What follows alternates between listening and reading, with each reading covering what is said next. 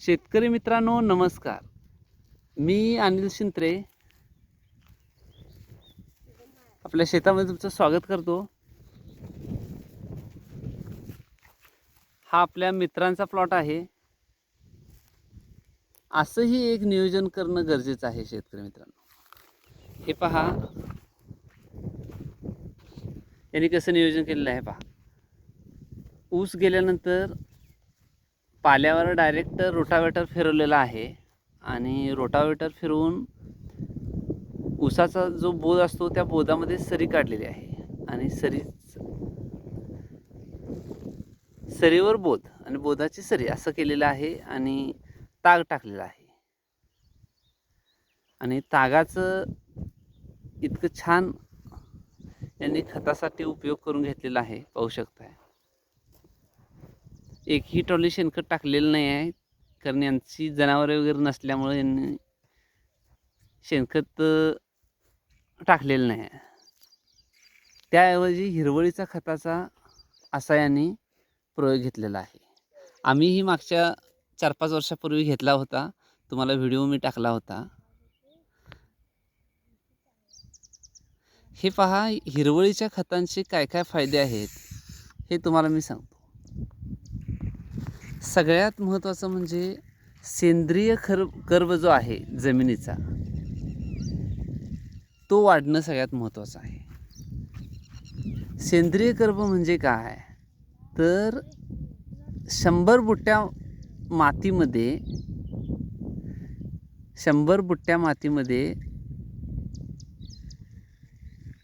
5 बुट्ट्या खत असणं म्हणजे पालापाचोळा असणं म्हणजे 5% सेंद्रिय कर्ब झाला.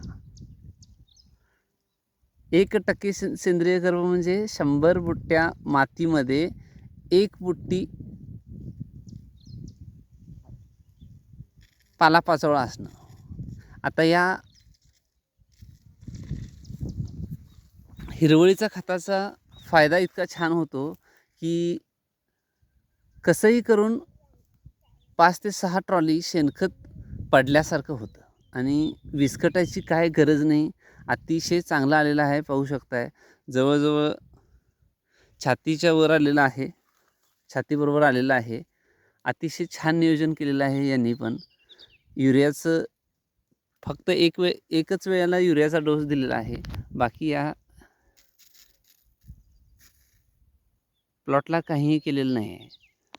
सगळ्यात महत्त्वाचं, आपण जी खतं टाकतो ऊसासाठी, ती ऊस उचलून घेत नाही, म्हणजे आपटेक केला जात नाही आणि तो जो आपटेक होत नाही, तो आपटेक ही अशी पिकं करून घेतात.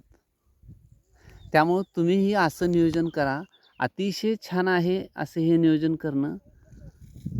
याच्यामुळं सेंद्रिय कर्ब सुधारतो. आपण टाकलेली खतं चांगल्या पद्धतीनं पिकाला आपटेक केली जातात. जमिनीचा पोत सुधारतो,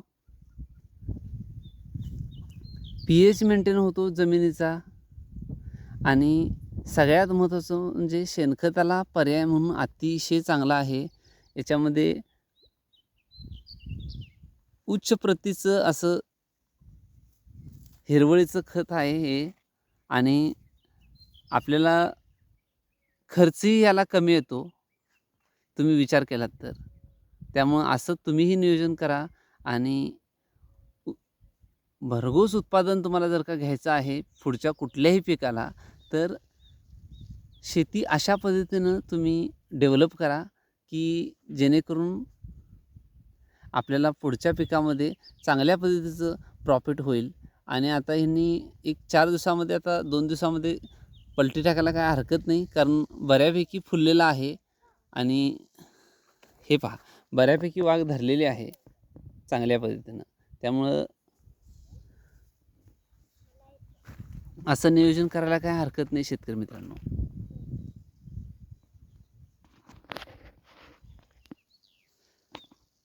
यामुळं काय होतं शेतकरी मित्रांनो, हे पहा,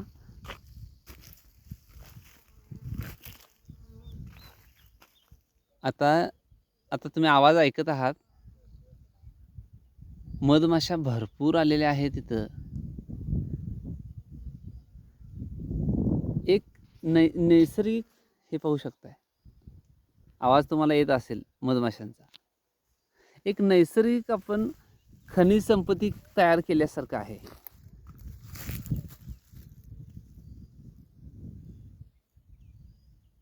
आणि हे पहा, हिने एक 4 किलो हरभरा सुद्धा यामध्ये टाकलेला आहे.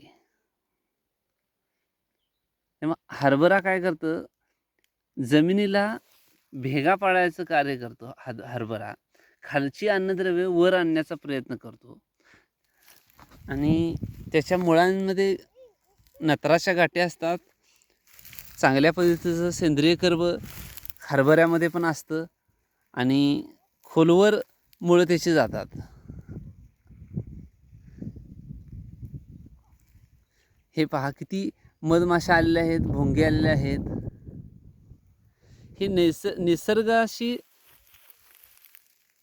नैसर्गिक शेती म्हणायचं शेतकरी मित्रांनो याला. निसर्गाचा जो ताळमेळ आहे तो अतिशय चांगल्या पद्धतीनं इथं डेव्हलप होत आहे.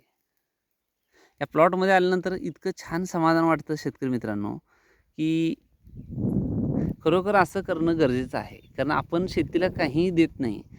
कायम शेतीकडून काय ना काय आपल्याला अपेक्षा असतेच. प्रत्येक वेळेला आपण जे पीक घेतो त्यातनं उत्पादन घेतच असतो आपण. पण शेतीला आपण काय देत नाही. तर अशा पद्धतीनं शेतीला देणं गरजेचं आहे. म्हणजे शेतीचा जो सामू आहे, pH आहे तो सुधारतो.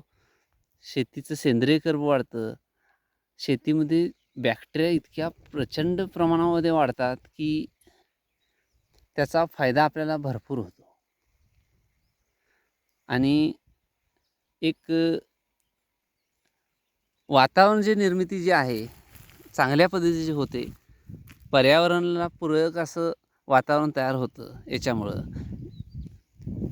जी मधमाशांची जी सायकल आहे त्यांची संख्या वाढते शेतकरी मित्रांनो. त्यामुळं चांगलं आहे हे असं पिकं घेणं. पहा, तुम्हीही असं प्रयोग करायला काय हरकत नाही. पाहू शकताय, हे पहा किती छान वाटतंय.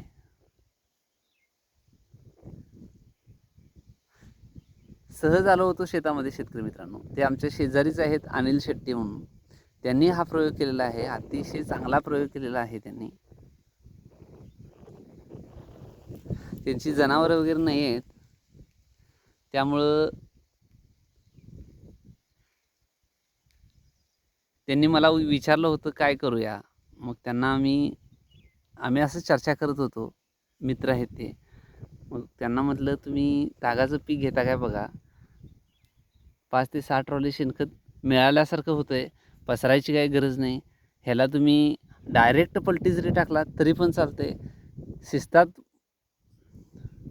ह्याचं सेंद्रिय कर्ब शिस्तात विघटन झालं तरी पण चालतं आहे. किंवा रोटर मारून पलटी टाकलं तरीही चालेल, काहीही प्रॉब्लेम नाही.